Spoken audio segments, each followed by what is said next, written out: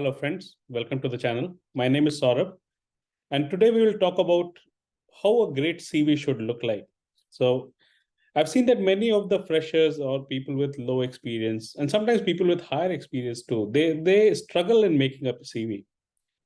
Now you have to understand that your CV is the first thing that a recruiter will see about you without even seeing you. So a recruiter normally, when they put in any sort of position, just see that how many CVs do they get? So they get probably around 50, 100, sometimes even more, 500 CVs for just one job. So how do you make your CV outstanding? Because without that, the first thing is that your CV might not even get looked upon. So that is out of the question. You cannot control it. But what you can control is that when a recruiter sees your CV, he or she is immediately impressed by your CV. Because the most unfortunate thing is that if you are qualified for a job and if your CV is not good enough, you get outright rejected without getting an interview. So it's very, very important that you make your CV very crisp, very clear. Every line, every word in your CV should mean something. And if it doesn't mean anything, you should just take it out. So let's actually start to look at how a good CV should look like. Right? So I'll tell you how to write a CV in 5 or 6 steps. And then probably I can actually start considering to look at a few CVs and provide them feedback as well. So I will probably provide a link below this video, how you can actually provide your CV to me, and I'll be happy to give a feedback to that. So the first thing on your CV is there should be a header on your CV. So just don't start your CV with just your profile and just your educational background and what you like to do, where you want to be in your career. No, you should not do that. First, create a CV header. So CV header would contain your name, your surname, your contact number, and email address. And that's it. This should be the only information in it. And sometimes if the job location matters where you are, then probably a location, or otherwise just restrict it to your name, contact number, and email address. So that should be the first part of your CV. The second section of your CV should be a professional profile. Now, your professional profile should not exceed more than, let's say, 80 to 100 words. So it should just be a very crisp summary of what you have done. For example, like if you have been a developer who has worked on Python and Java and .NET, and so it should be very crisp that you are a very strong, let's say, DevOps developer, or you're a very, very strong programmer, right? And so it should be very, very crisp. So a profile is something which will summarize your background, your educational skills, any notable career achievements. So it should not be more than 4 to 5 sentences long, and you should make it very, very easy to read. So the first one was your CV header, and then it's your professional profile. The third should be your educational background. Now, your educational background, if you've done engineering, you should mention that, or whatever professional qualification that you have, you should mention that. What you should not mention is going towards your school grades, because nobody is interested in knowing how much grade did you get in 10th or even 12th.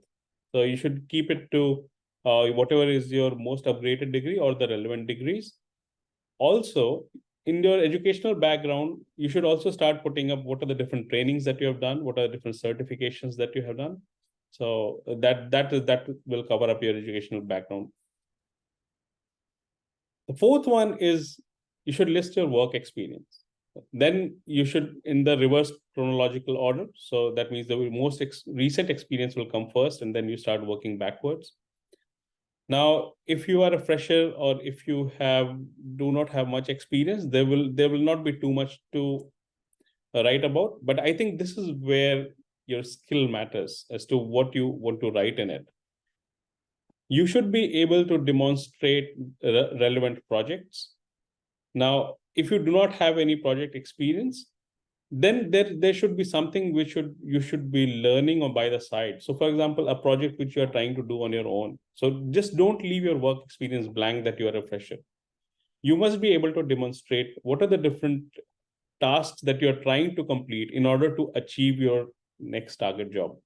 So whatever is the requirement of the next target job, whatever you think is the job requires, you should start completing those projects by yourself and then start writing them up. So it doesn't matter from where you have acquired the knowledge, as long as a candidate has the knowledge and a zeal to do something, he will or she will definitely get hired. The next one should be a demonstration of the skills. So for example, if you've done web development, your skill can include web optimization. You can also list your soft skills, because working in IT is not just about tools. So it's all about have what sort of soft skills you have, what sort of productive personality traits that you have, what sort of communication skills that you have, what sort of attention grabbing details that you can provide when you're talking to somebody. So those are the different sort of soft skills that you can actually start reflecting in your CV. And then you can also add any relevant sections. So for example, if you have any awards or honors that you have received in any of your professional memberships, if there's any trainings, extra trainings that you have done, which can start putting up your CV in a more highlighted position, you should start definitely doing that. So highlight the positivity in your CV, make it relevant, keep it short. All the words that you are defined in your CV, everything matters. You should not waste your words inside the CV. Keep it very concise, make it very easy to read. If you have prepared a cover letter, you should always attach it if the job application provides. You should treat your CV like your portfolio, to be there when you're not actually seen. So, because the first thing that you do is you send your CV by an email or when you apply, and that essentially becomes your face. And I would not say that you should put in a photo in your CV, because I've seen some CVs which contain the photograph of the candidate, like a passport size photo and all. I don't think that is a good idea. Use very professional and crisp language in it.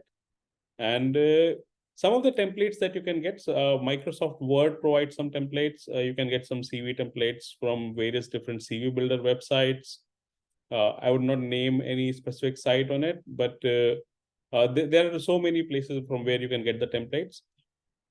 Try to put in as many keywords as you can, because the recruiters actually they start calling people based on the keywords, because that's how they know to connect to people. So if somebody is looking for, let's say, Python programmer, some of the recruiters, they do not really understand the difference between that if there's a Java or Go programmer and who has done a brilliant job can also do it in Python. So in that case, you might have to stick to actually keeping your keyword density a little bit higher on the type of job that you're making. So that's all that I wanted to share today. I will be happy to actually address and have a look at some of the CVs. I'll try to provide a link below in this video and provide some feedback on the CVs that I received. Thank you very much. My name is Saurabh.